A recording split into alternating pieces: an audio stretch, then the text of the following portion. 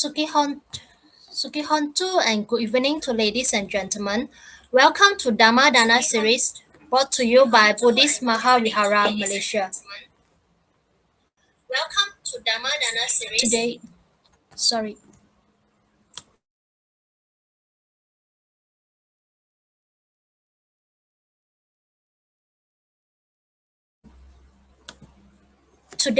The topic for today's lesson is Lessons from the Buddhist Monastic Robe by Bhante Pemaratana. Without further ado, let's invite Bhante to join us in our live sessions. Good morning, Bhante, and welcome to our live session. I will give a brief introduction about Bhante. Bhante is the chief abbot of Pittsburgh Buddhist Center and the Cleveland Buddhist Vihara and Meditation Center, USA. He holds a bachelor degree in Buddhist studies from Peradeniya University of Sri Lanka, a master's in philosophy from National. I can't hear you. Sorry, can you hear me now? I can't hear you. I can hear Bhante quite well.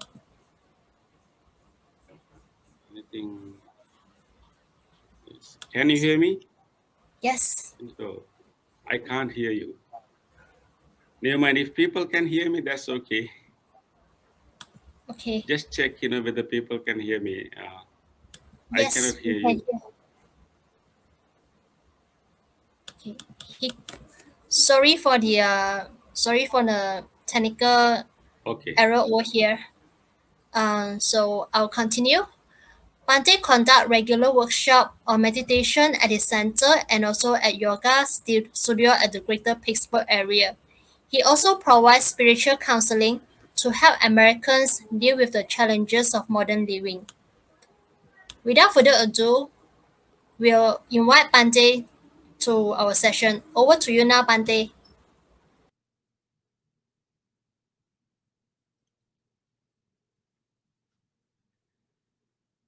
Okay. Sukhi Hotu, blessings to you all. And good evening to each and every one of you, although it is morning here for me. I'm very glad today to be part of this Dhammadana series. And it is also good to be with you after some time. I was not able to give a talk for some time now.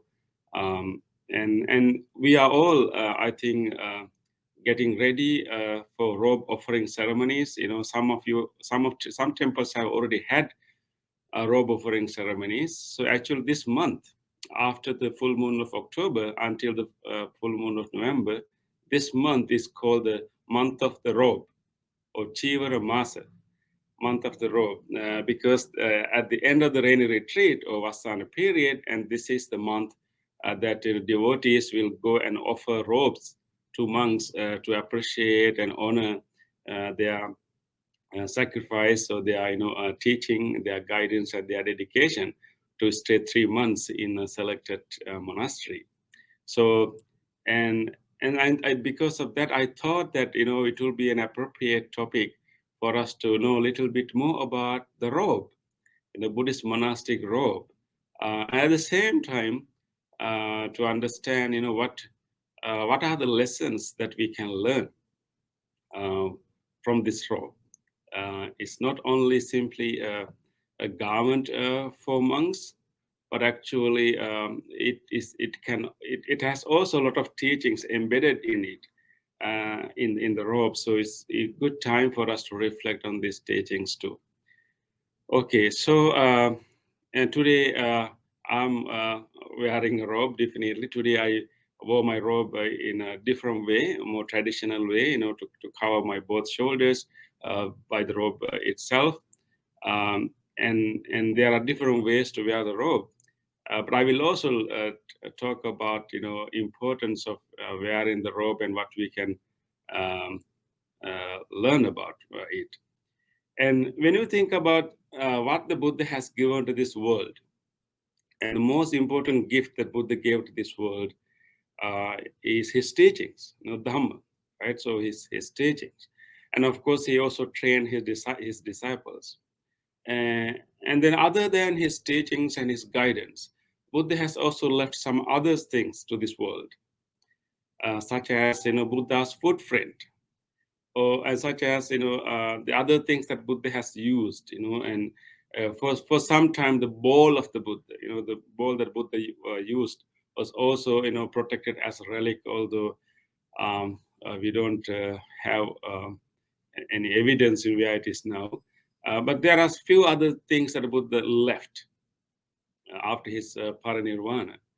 But one other important thing that Buddha left for us is actually the monks' robes or the nuns' robes, what we call the Buddhist monastic robe. Because this robe that I'm wearing, and the robe that any monk or any nun are wearing in the present day to the world, this robe is actually designed by the Buddha. And this is one of the inventions of the Buddha. And then, so therefore, the robe, the kind of the Buddhist monastic robe, can is actually another gift by the Buddha to this world.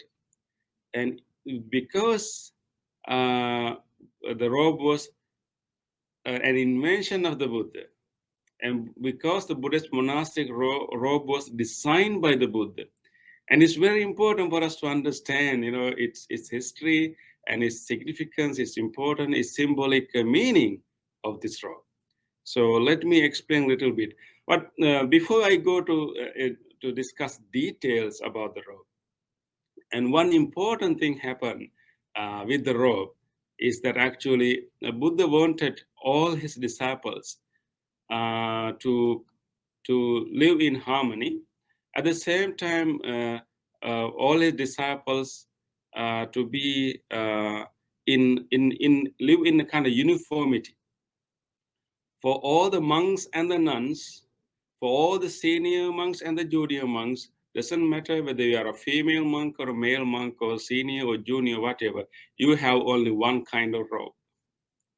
So that is the the original plan of the Buddha. And once we wear the robe, and also do other appropriate changes for a monk, such as shaving the head, shaving the hair, and other things, and everyone looks the same, similar at least. And with this robe, what is happening is that we lose our personal identity, and so it erases personal identities. And if there's a nun sitting next to me, you will not be able to distinguish between monks and nuns, because they look quite similar, with their robe and with their other, shaving and everything. And if there are other monks sitting with me, you cannot distinguish the seniority or any other status of the monk based on the robes, or based on the robes. Of course, there are different colors that monks use, monks wear, but those colors do not represent any status. So with the robe, what happened is actually it erase our personal identities and makes all the disciples of the Buddha uh, kind of one uniform group, uh, and in that way, it has that message too. Like to understand that all the disciples of the Buddha is similar. They're practicing the similar path. They're so to show that they have a common intention to practice this path, to work towards the liberation, and then being compassionate to all other beings while walking that journey. So with the robe, the all have it brings a uniformity. It brings a common appearance of all the disciples of the Buddha, and it also reminds the monks and the nuns also their intention of liberation too. So that ability of the robes to erase personal identities is really important, uh, because you cannot have embellished robe. You cannot have all different patterns of the robe. You have to use one single pattern of the robe, and Of course, we know that in certain countries, in certain traditions, uh, we don't find the same robe that you are seeing that I'm wearing.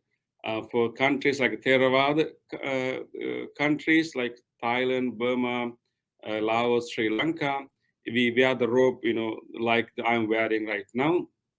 But other countries like China, Tibet, Japan, Korea, you will see, they wear different types of, garments.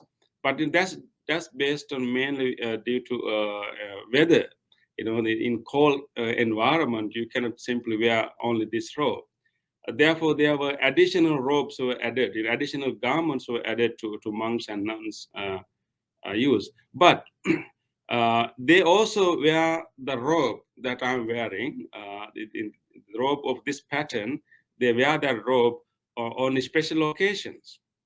Whenever they venerate the Buddha, whenever they are engaging in Buddhist practice, and whenever they go in front of the Buddha, and other than the long gown that they're wearing, on the top of that, they actually wear the kind of square patterns robe, that which is similar to the pattern of the robe that I'm wearing right now. So they still have their robe in a smaller version, but they wear the robe only on special occasions. And Theravada monks wear this robe all the time. But still, that robe is still used by all the monks in the world today. And on the other hand, um, uh, I it also uh, gives us a message of simplicity. Message of simplicity, because uh, this uh, because we wear this robe, this robe kind of stand between uh, extreme austerity and also extreme indulgence. Of course, we know that extreme form of asceticism or extreme form of austerities, and he promoted a middle path. And when the Buddha decided that monks should use robes, he selected a kind of garment, kind of cloth for monks that is simple enough that we can cover ourselves, we can be protected from bugs, mosquitoes, and other creatures. It kind of serves the basic purpose of the cloth, but it is not too much luxurious. So the robe is also represents kind of simplicity. So in as monks, whenever we use a new robe, we are supposed to recite a particular verse, a particular chanting, recitations that help us to remind ourselves, what is the basic purpose of the robe. So we remind ourselves that I'm wearing this robe to cover myself, to cover the body parts that are necessary to cover, and also I am wearing this to protect myself from mosquitoes, and other forms of creatures, and also I'm wearing this robe to protect myself from cold and heat and for environmental, influences. So you just recollect ourselves what is the basic purpose of cloth. So only after we reciting that we put our robes on us, and so it shows also this simplicity, and simplicity means that you only use the robe to to fulfill your basic needs of a cloth, and not anything beyond that. I think as monks, we wear this robe for any occasions, right? So it's also, it has given us a kind of simplicity. Like, we wear this robe to go to funerals, and if we are invited to weddings, we still go with the same robe. And no matter where we go with the same robe. And so as lay people, and it is not the same for you, right? And when you are going to a wedding, you have to wear in a particular way. Based on the occasions, you have to decide what kind of cloth that you have to use. So because you have to go to so many different places, you have to have a whole a wardrobe of clothes. You have to have a whole collection of clothes to choose from, and it's also kind of challenging is that to select the appropriate cloth. And you have to be appropriate to the occasion, and it's also giving you kind of stress that what kind of clothes I should wear. But for monks, it has, it is so easy for us. We do not even have to think about it, and we don't have to choose what to wear. That whole stress of selecting clothes is gone for us. No matter wherever we go, we simply wear the same robe, and we just have to wash it and clean it. That's all, and it's quite simple. We don't have to think about it. Sometimes we may think that when we have more choices, and we think that we are free, because we can choose anything we want. So when we have more choices, we are free. When we have more choices, we are happy. That is how we think. But actually, in practical life, when you really think about it, when you have more choices, you are not really free. When you have more choices, you are not really happy, because when you have more choices, you have to just select one, and no matter what good choice you made, and still you can maybe regret after a while, did I make the best choice? I could have selected something else, and you will always have some kind of regret or some kind of concern about it.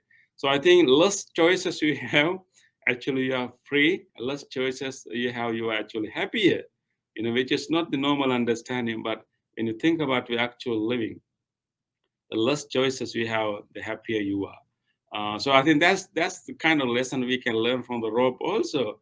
Of course, as lay people, you cannot, be like monks, but I think at least you can learn this lesson. The monks have this freedom and this less choice, and they wear the same robe for all occasions. You may not be able to do the same thing, but I think what the lesson that you can learn from the robe is that, okay, to simplify your selection of clothes. And we don't need to like impress others all the time. We just need to like be decent, be civilized, and that's all. Um, and uh, and then like giving up this idea to impress others with our clothes is such a releasing attitude. You can reduce the number of clothes you have.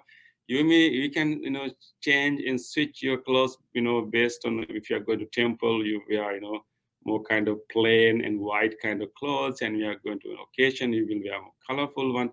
You can still do this as a lay person, but at least you can reduce the number of clothes you are using, and giving up this idea to impress others with our clothes.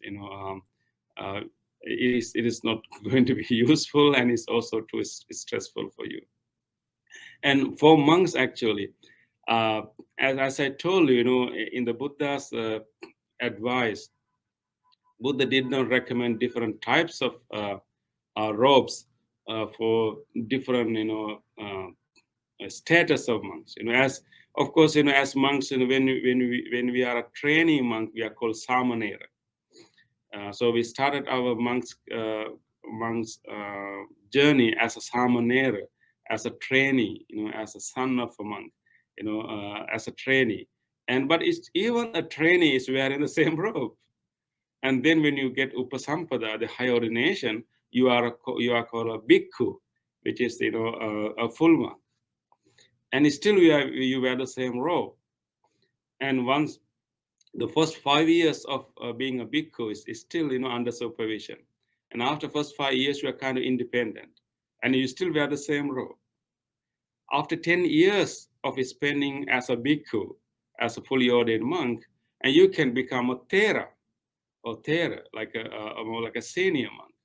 uh, and then after 10 years of monk, being a bhikkhu, and when you become a thera, you still wear the same robe, similar robe. You don't change the color, you don't change the pattern. You just simply wear the same. I mean, or you will wear a new robe, but the same similar kind of robe. You cannot distinguish a samanera or a bhikkhu or thera simply by looking at the robe. Even then, after you spend 20 years in monkhood, after high ordination, you become a Mahathera. And that's all. That's all we have according to the original, the teachings of the Buddha, original Vinaya, original discipline. So, but all the Samaneras, Bhikkhus, Theras, and Mahatheras all wear the same robe. You cannot distinguish, simply, looking at the robe. That is why we have a tradition that whenever we approach a monk, we ask them, what is your monk age? Or we ask how many rainy retreats that you have observed, how many vassas you have. And only after that we recognize the seniority, or seniority and maybe respect, or maybe uh, uh, being a junior for that matter.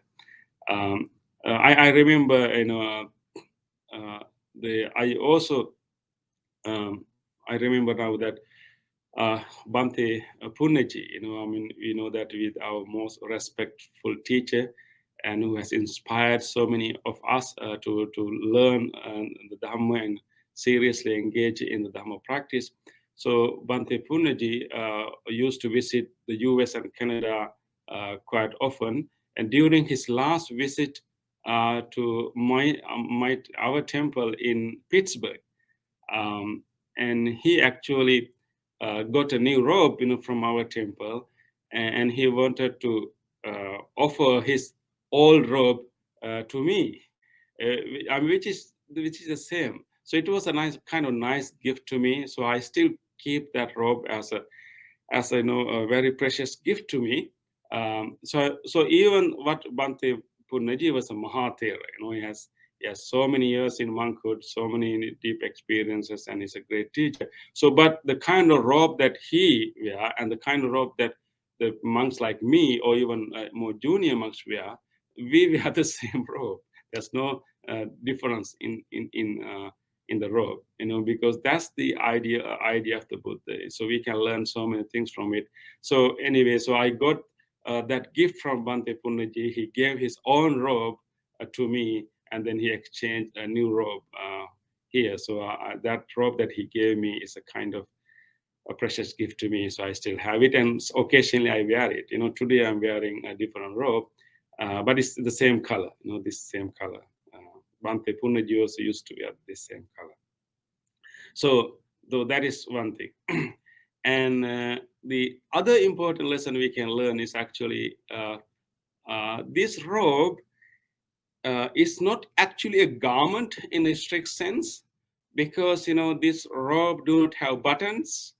It cannot be kind of put on us. Actually, this robe has to be wrapped around. You can see how I have wrapped around this robe around me. And so even when we were covering both shoulders, or covering one shoulder, we just had to wrap us around our, we had to wrap our robe around our body. So in order for us to keep this robe in place, we had to have a great mindfulness. And you simply cannot put on the robe and forget and do your things. For example, now I have wrap this robe around me, and I have to roll it, and I have to hold it under my arm. And if I lose any of these things, this whole things can collapse. So when monks are wearing the robe, and when you are traveling, when you are working, they really have to watch their robe.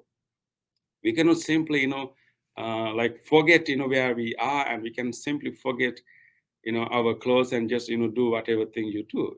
Because as lay people, once you put your clothes on, when your buttons are fit, when you put your hands through these clothes, you don't have to think about the cloth. It will be there on your body. But it is not the same case for monks. uh, when we put our robes on us, we really have to be mindful whether it is balanced, whether it is falling off, whether it is in the right place.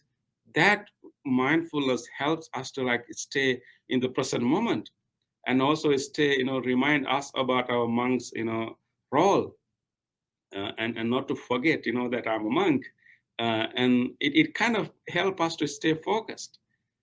That's the one other important thing that we important lesson we can learn. As monks, we have to be very mindful when we are wearing a robe. I remember when we are small monks, one big challenge for us, when we are small monks, I became a monk when I was 10 years old, and there were so many other young monks, living with me. And, as small children, we had this urge to run all the time. And of course our masters advised us, warned us to don't run that much, and be mindful, walk slowly. But as children, we feel like running. And one big obstacle for us to run is the rope, because it's not easy to run with the rope, right? Sometimes I remember some of my colleagues, they simply start to run. Once they run, their rope fly on the sky. So sometimes the robe is like on the sky flying behind them.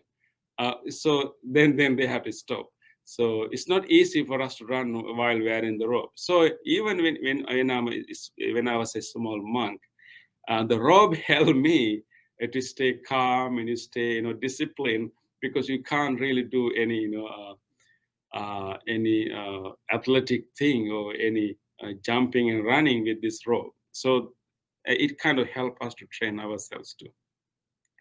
And then I would like to talk about the pattern of the robe, shape of the robe. Maybe in this case, uh, uh, I maybe our sister can help me to like show the pattern of the robe. And I will let you know in soon that you can share the image that I send you. And so for most people, you don't really clearly see this the pattern of the robe. You will simply see this robe is as a one simple piece of cloth. But actually, it is actually a rectangular piece of cloth, but it's not simply one single piece. It is a pattern. It is actually kind of patchwork. Like the robe is actually always made by bringing different pieces together and uh, uh, placing them in a particular pattern. So I want to show you that pattern. Sister, can we see that robe while she's getting ready to show that the image of the robe?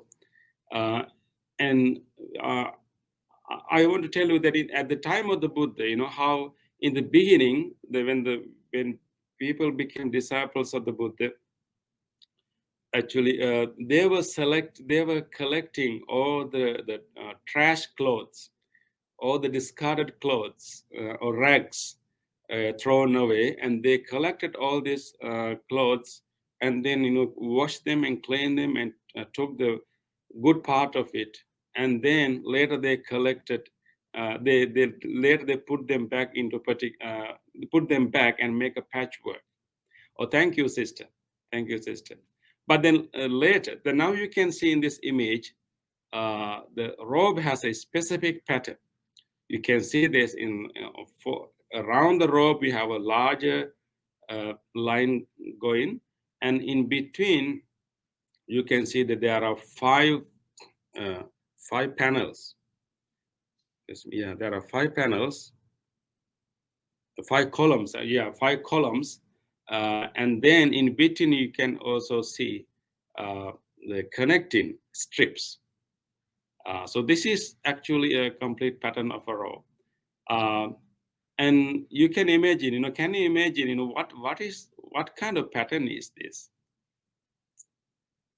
So as I told you earlier, at the beginning, monks collected different pieces of cloth. They simply put them together, and then simply created a rectangular piece, and then start to wear that cloth.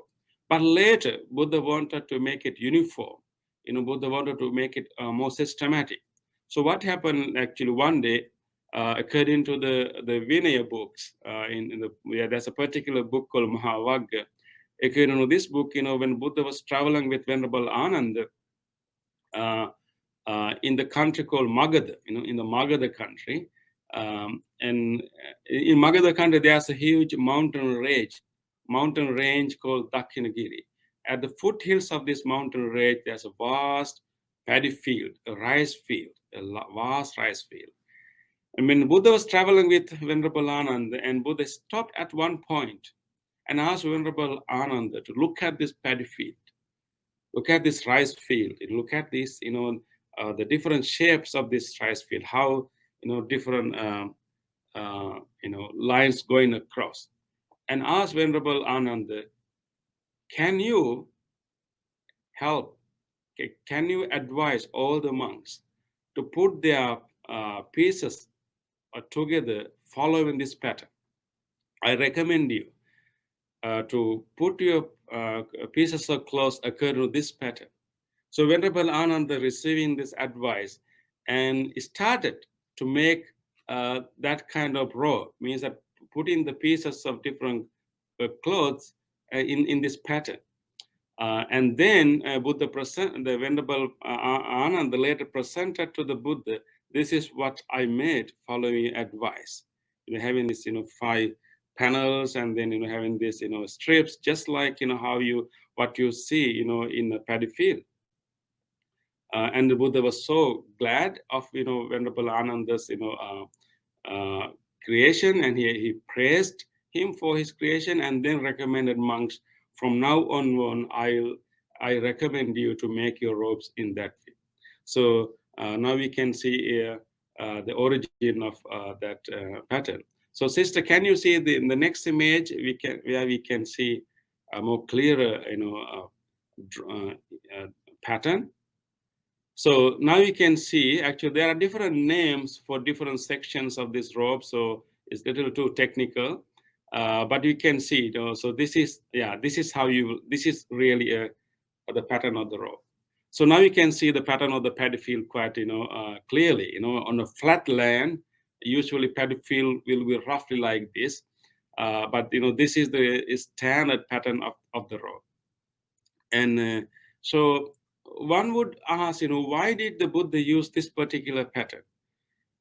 He could have, selected other patterns, but he purposely selected this pattern. And there's a important meaning behind, this pattern. We learn the message of this pattern in a specific sutta. There's a particular sutta called Kasi Bharadwaja Sutta. And this particular sutta is found in the Khuddaka Nikaya, in the minor collections of, Buddha's discourses, in the specific book called Sutta Nipata. And in there we find an interesting sutra where actually Buddha describes an important Buddha gives important sermon to a farmer, and we can understand the meaning of this pattern if we really learn that discourse. According to this discourse, and Buddha was traveling in the same country. Remember that when Buddha was traveling in the Magadha country, and looking at this, the paddy field at the foothills of Dakshinagiri mountain range, and this story happens, at the same place. So at that large paddy field area, and there's one farmer called Bharadwaja, and he has a lot of his, colleagues and other friends, and he has started a planting season. He's tilting the ground and preparing the ground and planting the new rice plants. And when he was doing that, and Buddha was living around the same area, and there was a break where they stop the work, and then they distribute food. So exactly at that time, Buddha traveled to that paddy field. And exactly when they are opening their food and distributing this food, Buddha came with his own bowl, excuse me, and he stand in front of them with his bowl. They are about to eat. They are about to eat, and then they were, and Buddha was, they are sitting with his bowl. And this Bharadwaja, And of course, think about it. If that happened to us, like when we are preparing our meal, if Buddha came with his bowl, if any other monk came with his bowl, we will be definitely so happy to serve something for that monk. And of course, if the Buddha came, definitely we will give everything that we have. But in this case, it's not it's not what really happened. This farmer was a Brahmin, and it's not necessarily a Buddhist, at that time. So when he was, he is about to eat, and he has worked all day long, and then with his friends, when he's about to eat, now Buddha is there with his bowl. As soon as he saw the Buddha with his bowl, instead of giving food, and this farmer said to the Buddha, "You see, I work hard. I tilled the ground, I sow the seed, and I take care of the plantation, and I collect the harvest, and I eat. So I earn my own rice. I cultivate my own rice. I work hard, and I eat. Why don't you also cultivate your own food and eat?" So that's what he told the Buddha, And I work hard, and I produce my own food, and I eat. Why you also don't do that? Why do you go around with the bowl, begging for food? Why can't you also cultivate and produce your own food and eat? This is what this farmer said to the Buddha.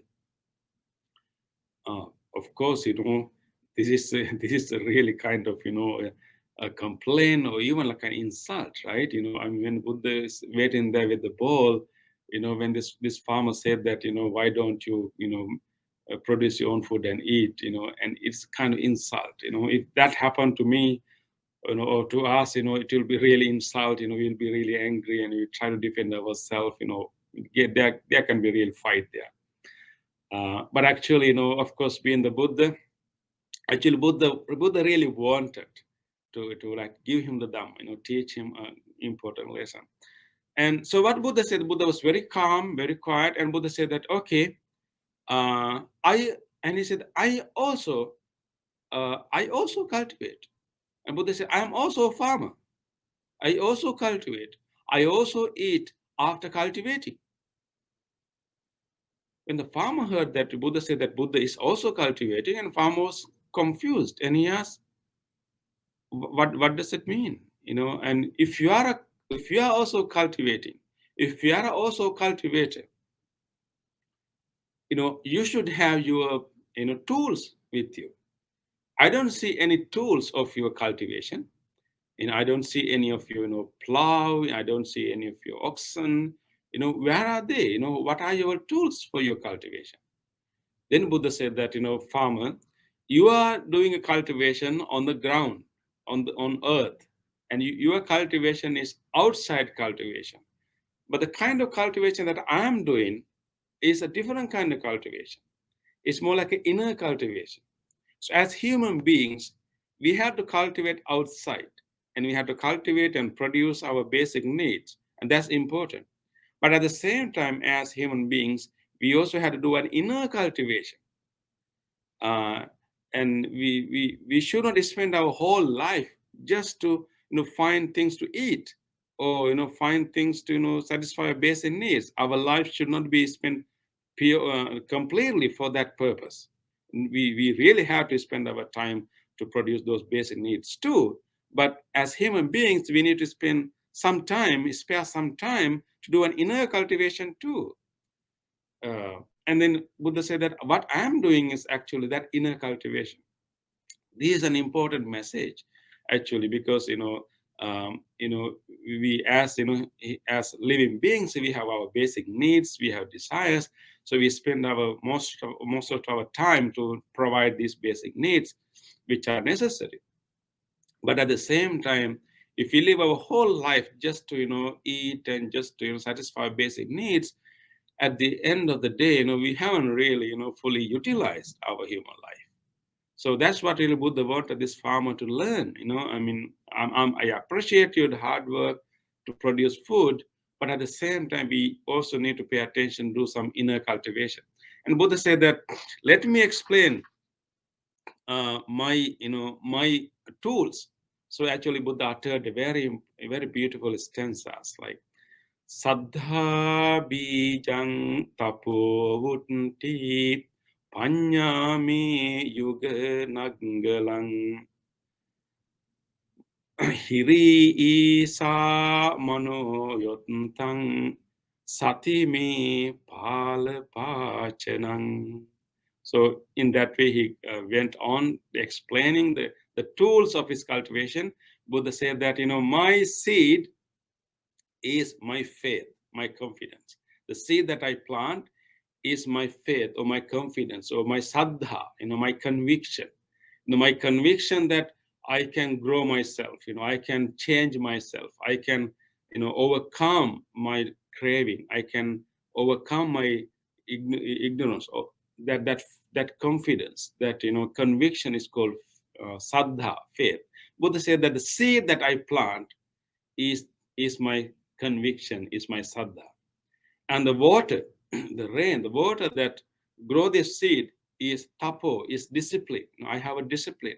That discipline will, feed, that help that seed to grow. And panya me yuganagalan. My wisdom is my plow. I use, uh, I use my wisdom to penetrate the problems of my in my life. So just like the plow penetrate to the ground and to the penetrate to the mud and prepare the mud, for seed to plant. In the same way, I use my wisdom to penetrate and examine my difficulties, my challenge, my problems, my suffering. And Buddha said, and then said that hiri isa, and the the pole, the the pole of the yoke, that uh, is for me is my hiri, my moral shame. My morality. My moral shame is my handle of the my pole uh,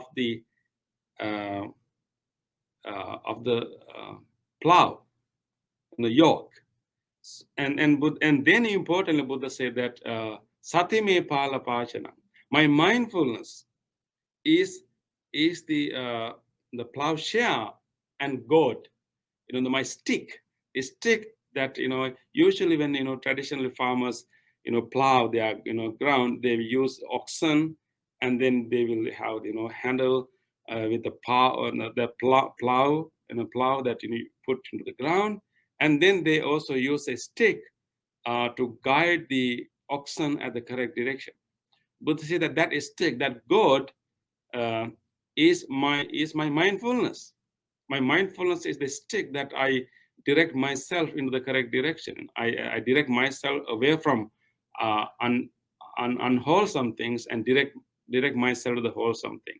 So in that way, Buddha explain is our whole spiritual life. And I'm doing a cultivation inside. These are my tools: my saddha and my sila and my moral shame and my wisdom and my mindfulness. And then Buddha later said that virya, my energy, my effort is my oxen.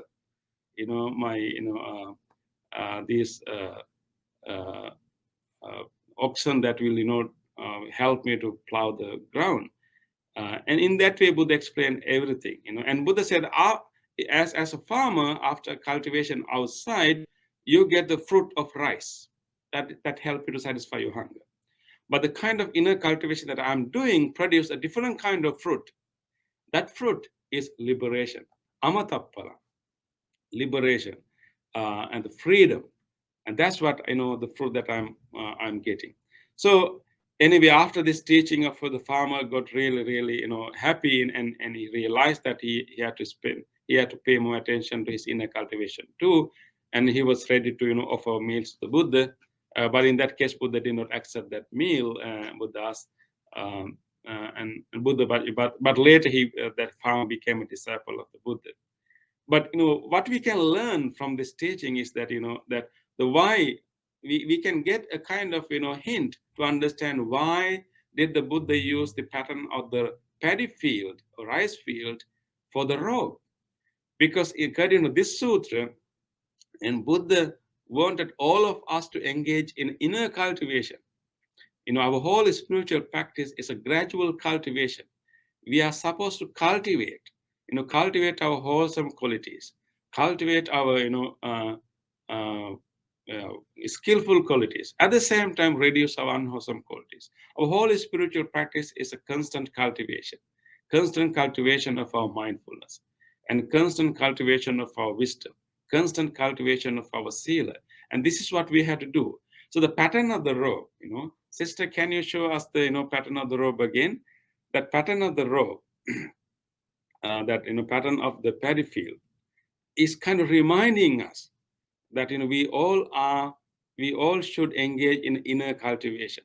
That's the most important message we can learn, from the robe, you know, uh, from that pattern.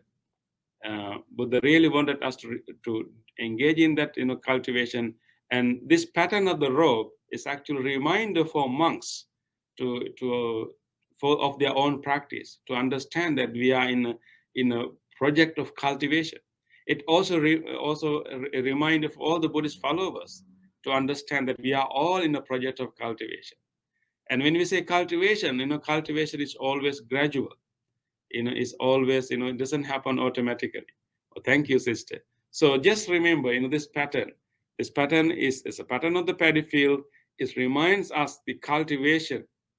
It reminds us the inner cultivation, not the outer cultivation, inner cultivation. It reminds us that we are all in a project of cultivating, projects of growing, and growing our wholesome qualities in our mind. And remember that when we say cultivating or growing, and it is gradual.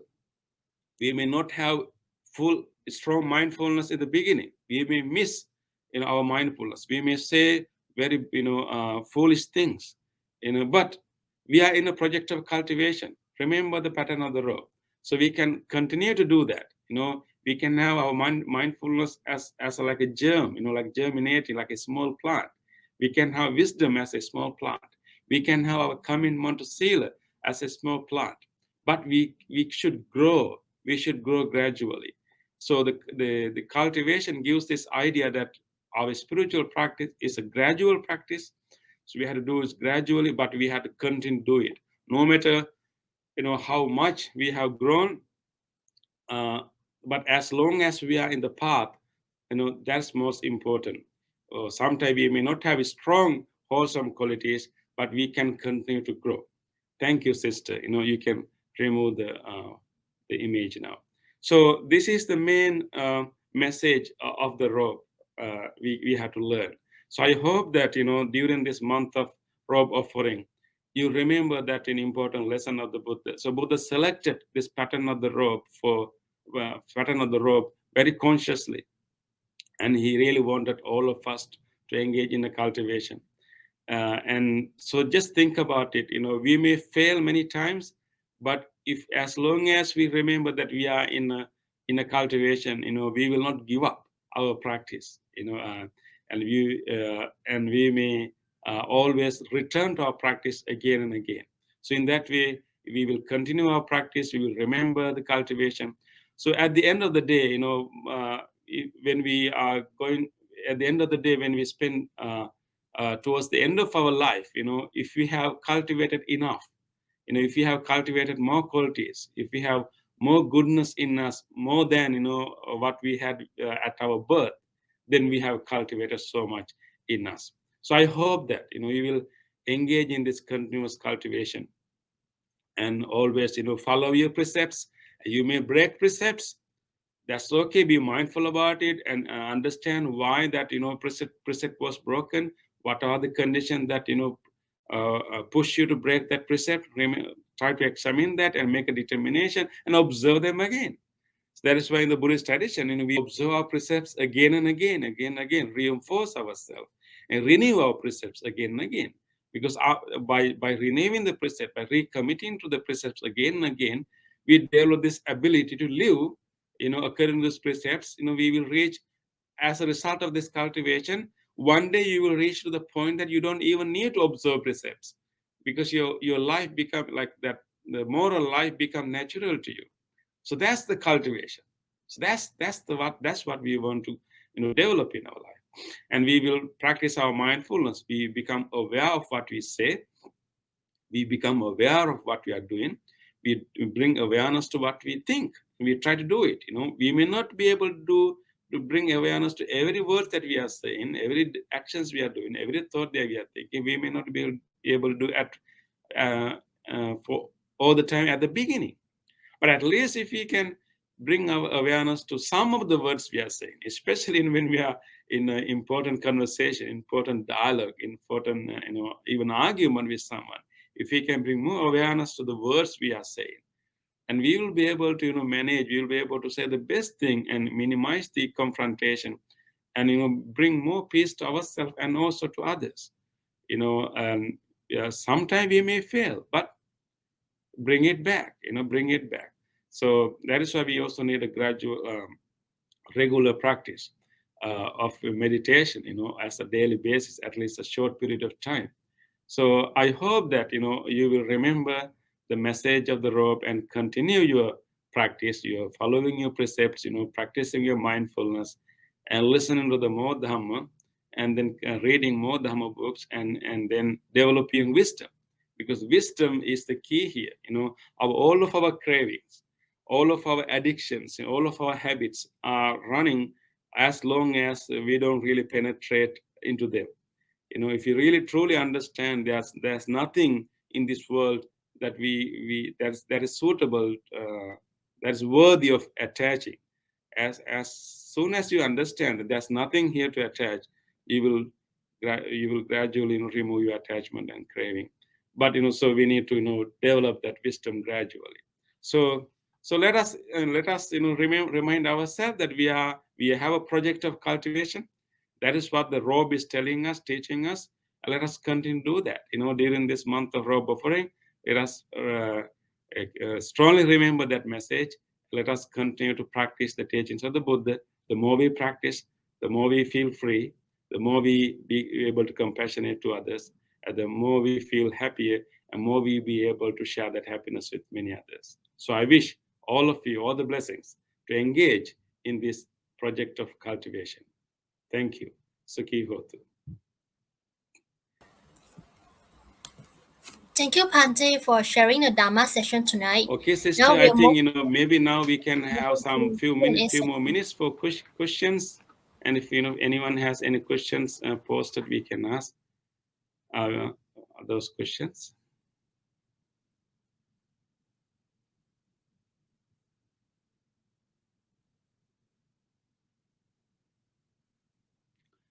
Okay, so we have one question. Bhante, why do you monks and nuns wear different color robes? It seems like a Sangha fashion habit. How should we not have one single color or as a standard? Okay, this is a good question. Let me tell you about how the colors of the robe. Why there are different colors of the robe. Actually, what happened was actually.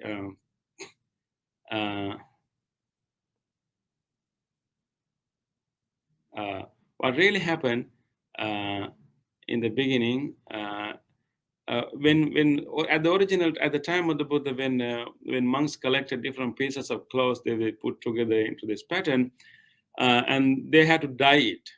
So Buddha recommended them to dye it. So Buddha recommended dyeing from 5 things. Buddha said that you can dye your robe using roots of trees and barks of trees and leaves of the trees, um, uh, and basically using the parts of the trees. So I remember that even when I'm a small monk, at our monastery we use jackfruit. We use the hard wood of the jackfruit. We boil it, and then we soak our robes in that dye water. So when we are using this natural dyeing method, we cannot predict what color we will get. So different regions, if you have different types of trees that can give you a color. So when you use different roots, leaves, and barks, and tree parts, you cannot predict what color you will get. It depends on the type of tree you use. Depends on the density of that root, whatever. So, but there's a particular range that you will get. When you use a natural dyeing method, you will get from yellow to dark brown. That's the range you will get, yellow to dark brown. So of course nowadays, we don't have to dye. Sometimes if you want, we can dye, but we can now buy the clothes of this color. So now monks wear the robe in between yellow and dark brown. So that's the range that we can use. So we cannot use, for example, blue color. We cannot use green color. It's always within this range, yellow to dark brown. And that color is also actually the fall color. Whenever leaves, when they're turning, whenever a leaf is about to fall from the tree, it will turn gradually to yellow, then to like a little bit brown, and then it will fall down. So that's the kind of color that we use for robes. It kind of reminds us renunciation, about to leave the world, just like a leaf is about to fall from the tree. So your question is that can we have a standard? Maybe that's something that we have to discuss. But there are different traditions, particularly in Thailand, I think, and most of the monks in Thailand wear yellow robes. In Burma, most of the monks use the kind of robe that I'm wearing, more like a dark brown robe. In Sri Lanka, we have new lineages that are coming from Thailand and also from Burma. So based on that, we wear those robes. What usually happens is that we follow our own master. Whatever color that our master uses, we use that color. So at least within Theravada tradition, we have about 2 or 3 colors. Of course, there are different shades of these colors. But that is the history behind it. We use natural dyeing system, so we cannot predict a specific color. Buddha was not real rigid about that. As long as it is between yellow to dark brown, that is okay.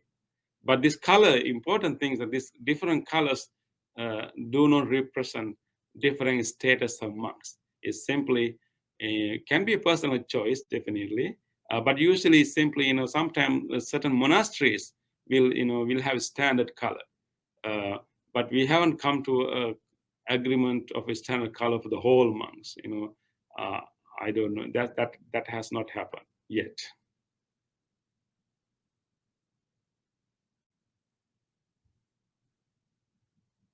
Okay, this question is that, I noticed that in robe is always cotton. Can robe made of other materials, especially for robe in cold country where it could protect Bhante when cold, or have 4 sets of robe for 4 seasons country? Thank you for that question. And robe is not always cotton. I think mainly in Asian countries, usually we like to, make the robe based on from the cotton clothes, because it's can be sweating. The cotton clothes are good to absorb sweat. It's comfortable. But I think even, of course, the robe that I'm wearing is a cotton robe, but there are robes that are made from other materials too. And Buddha also even recommended 5 materials that we can use to make clothes, including silk. Buddha has even recommended silk, and all other types of materials. So usually it's in the Asian countries, like warm countries, tropical countries, we tend to make robes with cotton, but still there are also robes made from other materials. I'm not familiar with all the names of other materials.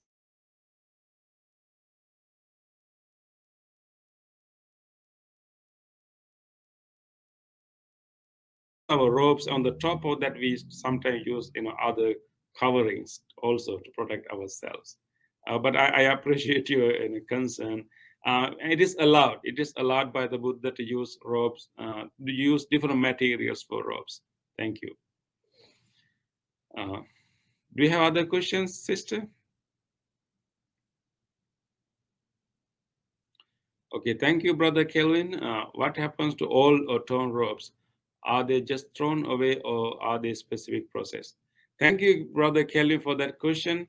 There's a specific, a specific process recommended by the Buddha, definitely to, discarded robes. And once the robe is old, Buddha did not encourage us to throw it away, and Buddha really wanted us to reuse it. If you go to like countries like Burma, Thailand, and Sri Lanka, you will see that when the robe is old, when we cannot wear it anymore, and usually we use it as a bed sheet. When you cannot, maybe under bed sheet, and when it is again too old to use it as a bed sheet, you actually sometimes use it as a um, you know a cloth that you can wipe and clean things. And many pieces of ropes, we use many pieces of ropes to wipe the tables, and temple, other things. And sometimes when it is too old also do that, actually we sometimes we collect those pieces and make them into a um, um, a mat, foot mat. We place in front of doors, to wipe our foot. So you can use all robes for all different purposes. And actually Buddha's own recommendation is that when you cannot use pieces of robe anymore, Buddha's own recommendation is actually mix these small pieces of cloth with clay or with mud, and use to plaster the plaster uh, the temple buildings. So Buddha's recommendation is actually use it to the full. But during the time of the Buddha, clothes were scarce. But unfortunately, these days actually we have so much of production of clothes, and even so much of offering of robes also. So therefore, sometimes we have enough robes, and then the whole process will not happen. And but but many of the old robes are used for other purposes in temples, and sometimes we use it to cover other things, and even cover with the statues when we are still in the process of making. So all the old robes are used for different purposes. They are not simply thrown away, and we are advised to use it until it's really really really uh, difficult use for any purposes. In that case, we will discard them, but we will use it for other purposes before that. Okay, thank you, Brother Lee. When recollect Sanganusati, appreciate Bhante explain the quality of practice. Oh, brother, it will take a little longer time to explain, all these, four qualities in detail. It takes a lot of time, brother. But let me briefly say that, Supatipanna means that, the monks have committed themselves to practice the Noble Eightfold Path. So they have well practicing, means that they have fully committed to practice that. Ujupatipanno means that they are honest, and they have a continuous practice. So Supatipanno means that they have entered the practice. Ujupatipanno means that they continue the practice, and they are also honest of their mistakes, and they can confess to other monks and then continue their practice. And Nyayapatipanno uh, is actually is about we practice according to the theory of the Buddha. The Nyaya means the method, the theory of the Buddha. We are not simply practicing as we wish. We are practicing following the method, following the theory established by the Buddha. That is Nyaya Patipanno. And Samiji Patipanno means that actually our practice is a pleasant practice. It is not a self mortification. It's also not self indulgence. It's kind of a pleasant practice, like following the middle path. So it shows that four different aspects of the commitment of the monks to practice the Noble Eightfold Path. These four qualities requires more discussion, but I think it's not the time to discuss. Maybe we can have a different talk on that. Thank you, brother. Yeah.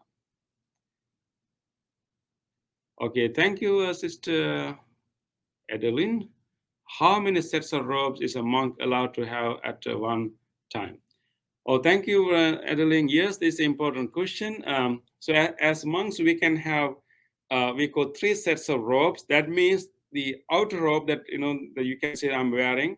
This is this is called outer robe. And we also have an inner robe, which is like, that small piece of robe that cover from waist to our knee. So that's called inner robe. And then on addition, we also have what we call sangati, the more double layered cloth that we can use to cover our as a blanket or as a fold and sit. So usually 3 set of robes is is allowed for monks to own as a personal item at one time. But of course, there can be exceptions too. If people offer robes, usually we accept robes as a common property. So robes can be in the storage of the monastery. So we can take robes whenever our robe is old. But these days, in addition to these 3 sets of robe that Buddha recommended us to keep, in these days monks will have some extra robes also. Whenever they travel outside, they may use a newer robe. But traditionally, we are advised to own 3 sets of robe, which is the outer robe, inner robe, and the sangati.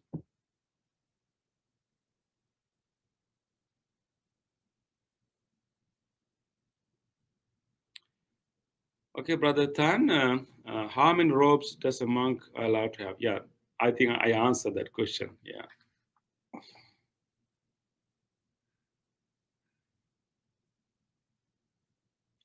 Okay, Brother Tang, thank you again for the question. From the image of the robe that you have shared with us, there is only one piece of robe for monks to wrap around himself. Is there any other inner or outer layer of the robe that monks are allowed to wear? Yes, but what I showed you is actually the pattern of the outer robe that I'm wearing, and the sangati that we usually carry on our shoulder, and we can use it as a blanket. Also has the same pattern. And the inner robe that we use, from to cover from our waist to knee, waist to ankle, also have the same pattern, but it's a smaller size. So they have the same pattern, although the inner robe is a smaller version. Other robes have the same pattern.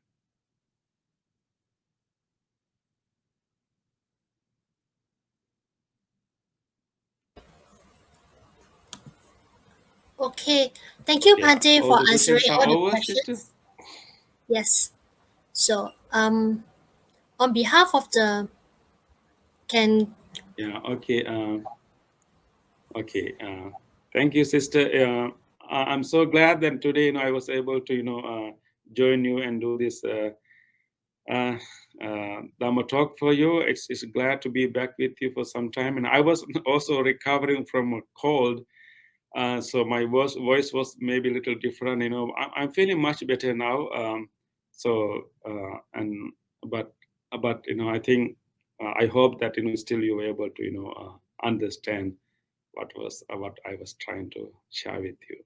So now it is time for us to share the merits. I know that group of people have sponsored this Dhamma talk, and many people have joined this Dhamma talk also.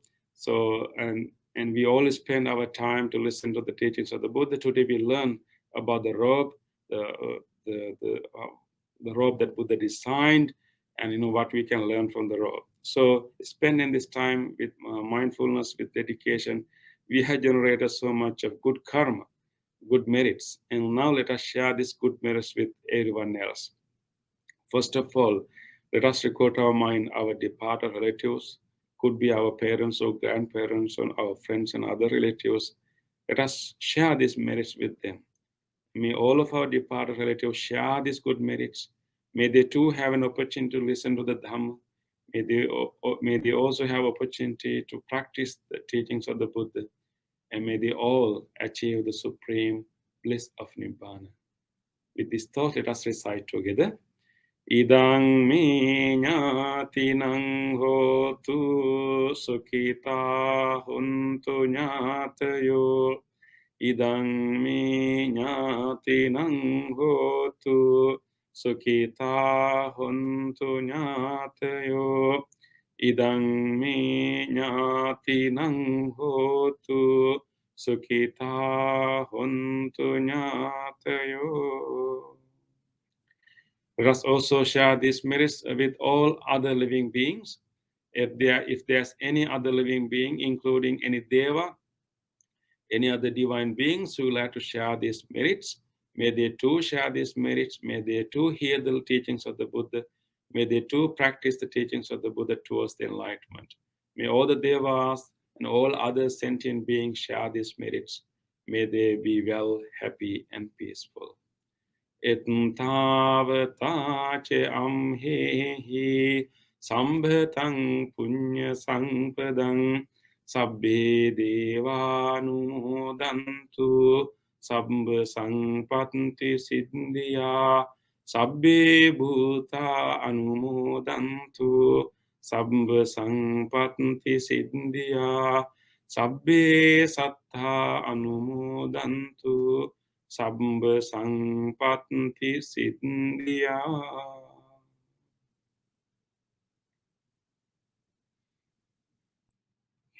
Okay. Thank you, everyone, and wish you a great night and have a good sleep and enjoy the robe offering ceremonies and remember the meaning of the robe. And I look forward to see you again next time.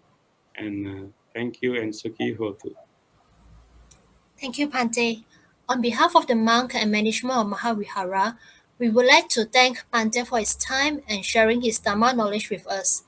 We would like to also express our gratitude to all our sponsors for their kind donations and all our audience for joining us tonight. And we apologize for some of the technical issues tonight. Good night, everybody, and have a pleasant evening. Suki Hantu.